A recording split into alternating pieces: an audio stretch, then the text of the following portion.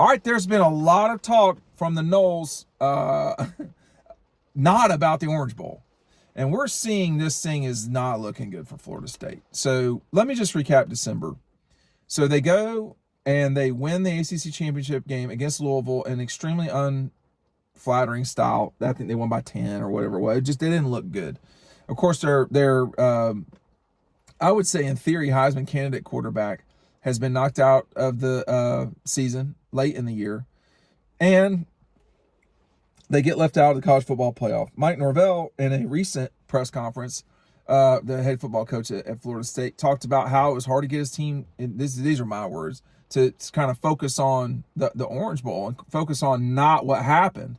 And then, this past week, just before Christmas, the Friday before Christmas, is that right? Yeah, I think it was.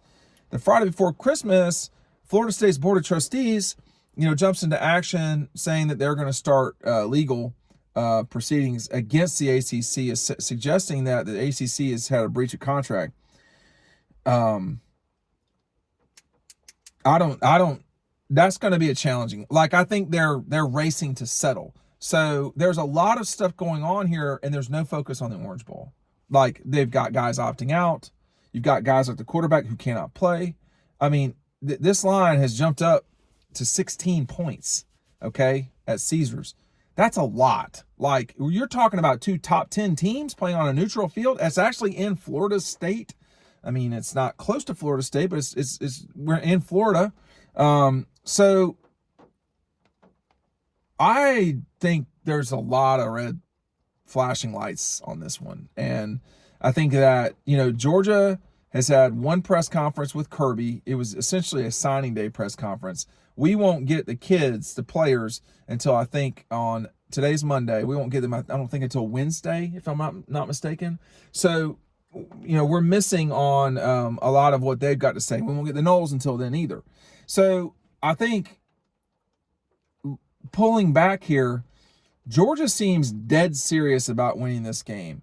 This is my take. I'm not speaking for anyone other than me. Georgia looks like they're dead serious about winning this game.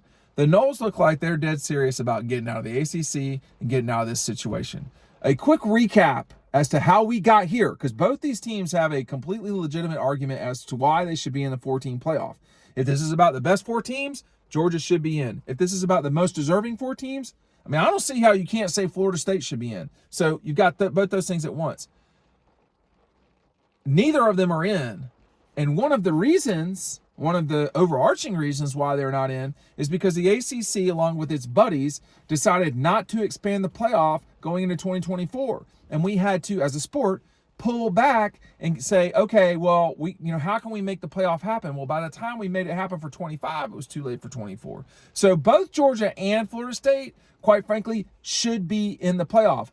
By the way, the Noles would be, if I'm not mistaken, the Noles would be getting a bye. Georgia would not. Georgia would have to play a home game against Liberty, or Florida State would be in that position. That won't be the case in the future because there will only be four leagues, not 5. Yada yada yada. But in my opinion, this is irrelevant now. But Oregon would not have jumped. Washington would have. Michigan would have. But I think if everyone was getting in, undefeated Florida State, even without the quarterback, they'd probably get a bye. Now, it wouldn't be right, but they'd probably get a bye. I don't know. We'll see. So, we won't see. But with where we are at with everything right now, so much focus in Tallahassee has been, this sounds bad, has been, complaining. Has been, I don't like the ACC. Has been, I don't like that we are not in the playoff. I got to say, in both situations, they're right. But with that said, they agreed to this. In the recent decade, they have signed extensions multiple times to be in this agreement with Disney and the ACC and the ACC network and all that stuff. Disney can't just create a network full out of nothing and force it onto cable providers. There's a lot of work involved there. There was a lot of, things, just like the SEC network. The ACC presidents wanted it desperately. They got it. Well, they had to extend. And that's the predicament Florida State's in right now. They don't like that they're not getting paid enough. There's all sorts of things, but we're at where we're at. And it's not great, but we're at where we're at for Florida State. I mean, it's not great. I mean, the way I look at it is, it's Florida State's problem. They have, I don't know what Mike Norvell's doing with his team, but if what he said at the press conference the other day is true, this is a tricky moment for the Noles, because let's pull back to, what happens in the Orange Bowl is irrelevant as it relates to what happened before the Orange Bowl and before the playoff committee. This is not the same Florida State that played Louisville. They're not going to have several of their very good players. If they get beat, which, they should, a lot of people will say, see, they don't belong in the playoff.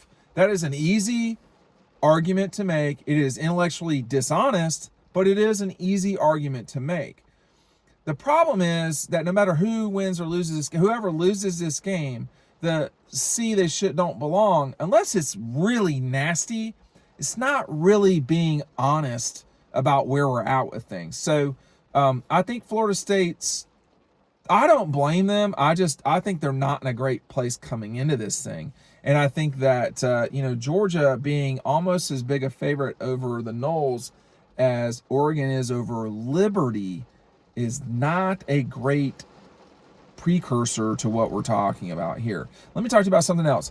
Our friends at EcoPoly, they make these broadcasts possible. They can also make your backyard very comfortable, whether it's your backyard, at the lake, at the beach. In Georgia, we're blessed with a lot of different things. We have ocean.